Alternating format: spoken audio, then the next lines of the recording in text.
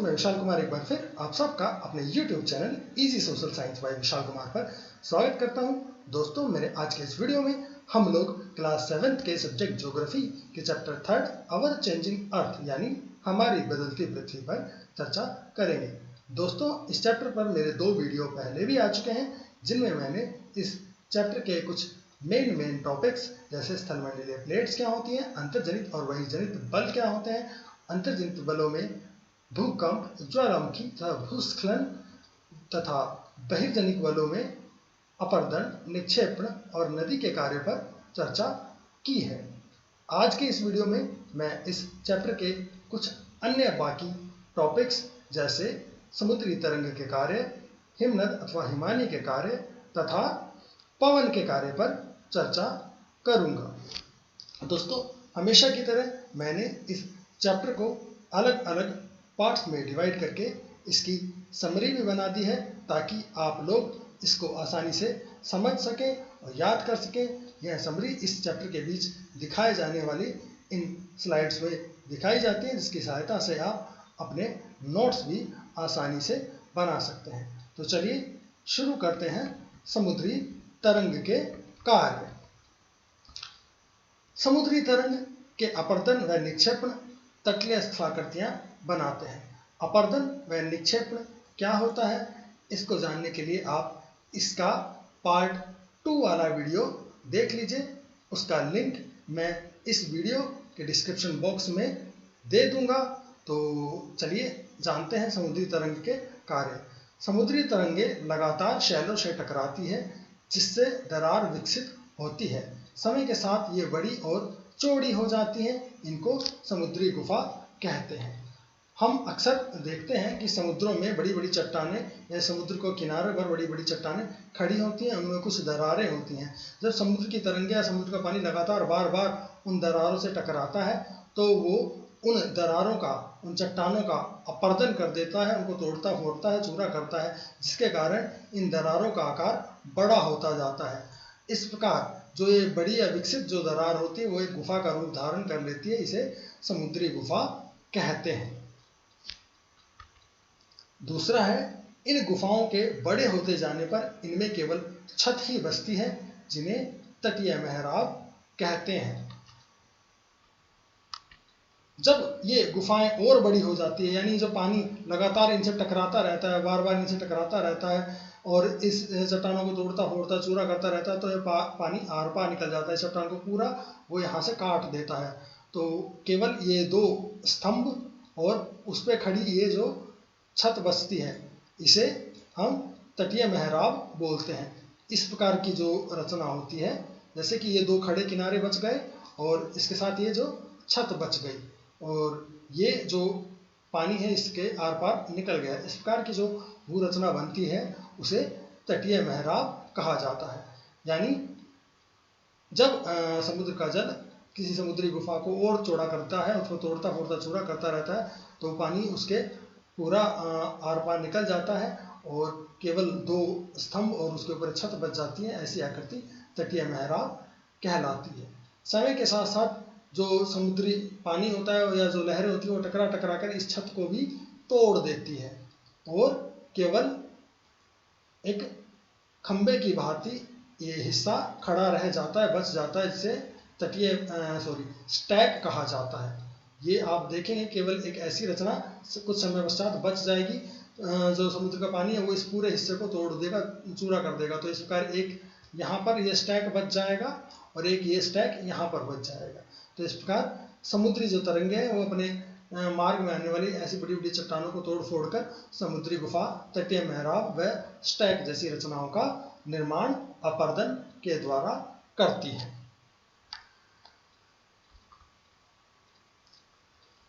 चौथा है, समुद्री जल के ऊपर लगभग ऊर्ध्वाधर उठे हुए ऊंचे शैलीय तटों को समुद्र भृगु कहते हैं।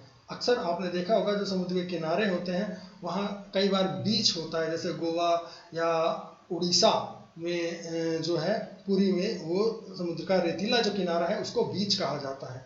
जब इसके अलावा कभी कभी जब समुद्र के तट पर कोई सीधी चट्टान होती है, एक सीधे खड़ी बड़ी सी चट्टान होती है, तो ऐसे चट्टानी किनारे को, शैलीय तट को समुद्री भृगु कहा जाता है। समुद्री लहरें आकर उन चट्टानों से टकराती रहती हैं। नंबर 5 है समुद्री तरंगे किनारे पर अवसाद जमा करके समुद्री पुलिन का निर्माण करती हैं। तो हमने देखा समुद्री जो तरंगे होती है वो बार बार इन चट्टानों के किनारों से टकराती रहती है, उनको तोड़ फोड़ के चूरा करती रहती है और अपने साथ वो अवसाद या चूरे को बहा ले जाती है। और उन अवसाद या चूरे को जब एक जगह पर जमा कर देती है, किसी समुद्री तट या किनारे पर जमा कर देती है, तो वह स्थान समुद्री पुलिन कहलाता है। उस स्थान को हम समुद्री पुलिन बोलते हैं। चलिए आगे चलते हैं। दूसरा है हिमनद के कार्य। हिमनद अथवा हिमानी। हिमनद अथवा हिमानी, जिसे इंग्लिश में ग्लेशियर कहा जाता है, ये बर्फ की नदियां होती हैं। अक्सर आपने देखा होगा पहाड़ों की चोटियों पर सालों भर बर्फ जमी रहती है। ये जो बर्फ होती है ये एक स्थान पर स्थिर नहीं रहती, ये पृथ्वी के गुरुत्वाकर्षण बल के कारण नीचे की ओर धीरे धीरे खिसकती रहती है, मूव करती रहती है। तो ये नीचे की ओर धीरे धीरे बढ़ती हुई जो बर्फ की बड़ी बड़ी जो सतह होती है वो हिमनद अथवा हिमानी, जिसे इंग्लिश में ग्लेशियर कहा जाता है। यानी हिमनद या हिमानी क्या होती है? पर्वतों की चोटी पर जमा जो बर्फ धीरे धीरे पृथ्वी की गुरुत्वाकर्षण बल के कारण नीचे की ओर खिसकती है, तो उसे हम हिमनद अथवा हिमानी या बर्फ की नदी कहते हैं। ये जो बर्फ की नदी होती है उसकी गति बहुत मंद होती है, इसलिए ग्लेशियर या हिमनद पे हम खड़े भी होते हैं तो भी हमको वो महसूस नहीं होता, परंतु वो फिर भी धीमी गति से नीचे की ओर बह रही होती है, चल रही होती है। हिमनद अपने नीचे की कठोर चट्टानों से गोलाश्मी मिट्टी और पत्थरों को अपरदित कर देती है। जो हिमनद या बहती हुई बर्फ होती है वो अपने नीचे की चट्टानों को या गोलाश्मी मिट्टी क्या होती है? ऐसी मिट्टी जिसमें मिट्टी के मोटे मोटे कण, बालू, रेत या बजरी शामिल होते हैं। बजरी आप समझते होंगे, जिसका घर के निर्माण में अक्सर प्रयोग किया जाता है, यानी मोटे कण वाली मिट्टी, उसको गोलाश्मी मिट्टी कहते हैं। तो हिमनद अपने नीचे की कठोर चट्टानों और गोलाश्मी मिट्टी की सहायता से पत्थरों को अपरदित कर देती है। हिमनद के नीचे जो बड़े बड़े चट्टानों के टुकड़े और गोलाश्मी मिट्टी होती है वो एक रेगमार, एक सैंड पेपर की भांति काम करते हैं। सैंड पेपर या रेगमार एक मोटा कागज या कपड़े का टुकड़ा होता है जिसके ऊपर बारीक कंकड़ या पत्थर चिपके होते हैं, जिनसे किसी भी चीज को घिसने का काम किया जाता है।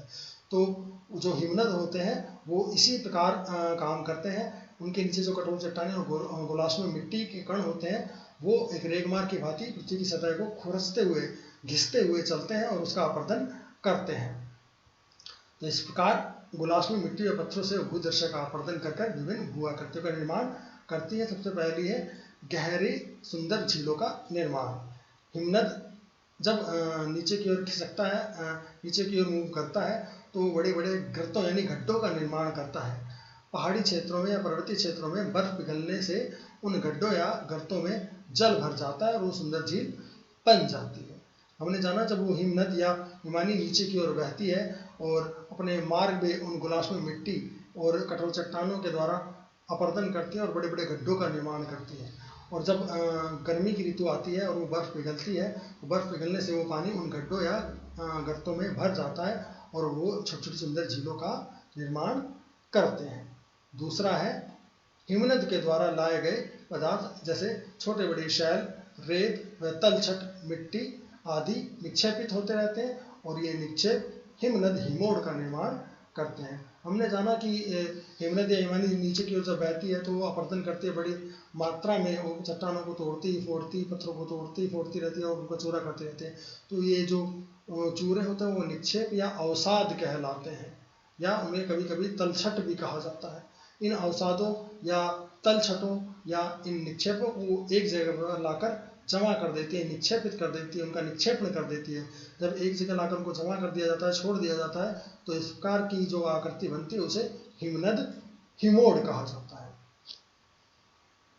चलिए, ये जो चित्र है वो एक हिमनद अथवा हिमानी यानी एक पर्वतीय क्षेत्र में एक ग्लेशियर का चित्र है, जहाँ पर ये जो बर्फ है वो धीरे धीरे नीचे की ओर पृथ्वी की ग्रेविटी के कारण बह रही है और अपने मार्ग में आने वाली चट्टानों और अन्य पदार्थों को तोड़ फोड़ कर चूरा कर रही है।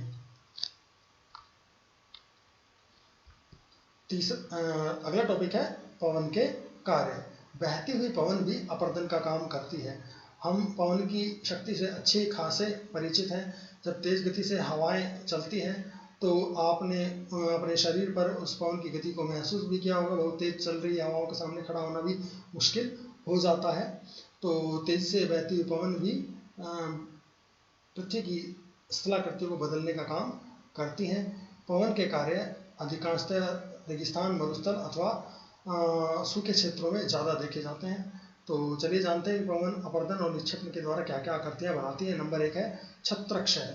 ये एक छाते के जैसे, एक छतरी की भांति दिखाई देने वाली शैल होती है, इसलिए इसको छत्रक शैल भी कहा जाता है, क्योंकि इसकी आकृति एक छाते की भांति होती है। इस प्रकार जब मरुस्थलीय क्षेत्रों या सूखे क्षेत्रों में हवाएं बहती है तो किसी चट्टान के ऊपरी हिस्से की बजाय इस निचले हिस्से को ज़्यादा काटती है और इसके कारण इसकी आकृति ऐसी एक छाते की भांति, एक छतरी की भांति बन जाती है। तो ऐसी शैल को छत्रक शैल कहा जाता है। रेगिस्तान में पवन अपर्दन व निक्षेपण का मुख्य कारण या कारक होती है। ऐसे क्षेत्र में पवन का जो कार्य है वो ज़्यादा स्पष्ट तौर पर देखा जा सकता है। पवन शैल के ऊपरी भाग को निचले भाग की पवन शैल के ऊपरी भाग की अपेक्षा निचले भाग को आसानी से काटती है, इसलिए ऐसी शैल के आधार संकीर्ण व शीर्ष विस्तृत होते हैं। अभी अभी मैंने बताया था कि इस प्रकार की आकृति जो मरुस्थलीय क्षेत्रों में बन जाती है, यानी पवन ने बहते हुए इस चट्टान के निचले हिस्से को ज़्यादा काटा जबकि ऊपर वाले हिस्से का कटाव नहीं किया, इसलिए इसकी आकृति छाते की भांति हो गई। इसका जो ये आधार है वो संकीर्ण है, सकड़ा है, जबकि इसका शीर्ष चौड़ा और विस्तृत है, इसलिए ये छाते की भांति दिखाई देता है। इसको छत्रक शैल कहा जाता है। दूसरा है बालू का टिब्बा। पवन चलने पर यह अपने साथ रेत को एक स्थान से दूसरे स्थान पर पहुंचाती है। जब पवन का बहाव रुकता है तो वो अपने साथ जो अवसाद या रेत या जो अपरदित माल बहाकर लाई है वो उसको एक स्थान पर जमा करना शुरू कर देती है। इस प्रकार ये रेत गिरकर एक छोटी पहाड़ी जैसी आकृति बनाती है। इसे बालू का टिब्बा कहा जाता है। जब पवनें बहती हैं और बहते बहते जब वो उसकी गति मंद होती है तो वो अपने साथ लाई जो पदार्थ है उनको वहाँ पर गिराना शुरू कर देती है। इस प्रकार एक स्थान पर वो जो अपरदित माल या अवसाद या रेत है वो गिर गिर कर टिब्बे जैसा एक ऊंचे से टिब्बे जैसा निर्माण बना देती है, जिसे बालू का टिब्बा कहा जाता है। तीसरा है लोएस। जब बालू कण महीन व हल्के होते हैं, जब मिट्टी के कण बारीक होते हैं और हल्के होते हैं तो पवन उसको ज़्यादा दूर तक उड़ा कर ले जाती है और एक बड़े क्षेत्र में उसको निक्षेपित करती है। क्योंकि बालू के कण बारीक होते हैं और हल्के होते हैं, इसलिए उसको ज़्यादा दूर तक बहा ले जाती है और एक बड़े क्षेत्र में उसको बिखेर देती है, जमा कर देती है। तो इस प्रकार जो आकृति बनती है उसे लोएस कहा जाता है। बालू का टिब्बा और लोएस में बहुत थोड़ा अंतर है। बालू का टिब्बा मोटे कणों के द्वारा बनता है और वो एक जगह पर ढेरी लगा देने से बनता है, जबकि लोएस एक बड़े क्षेत्र में, विस्तृत क्षेत्र में रेत के बारीक कण फैला देने से बनता है। चीन में लोएस बड़ी मात्रा में देखे जा सकते हैं। अगले चित्र में आप बालू के टिब्बे देख सकते हो, कैसे पवन ने ये कई छोटे छोटे बालू के टिब्बों का निर्माण किया हुआ है। उम्मीद है आपको ये तीनों टॉपिक समझ में आए होंगे।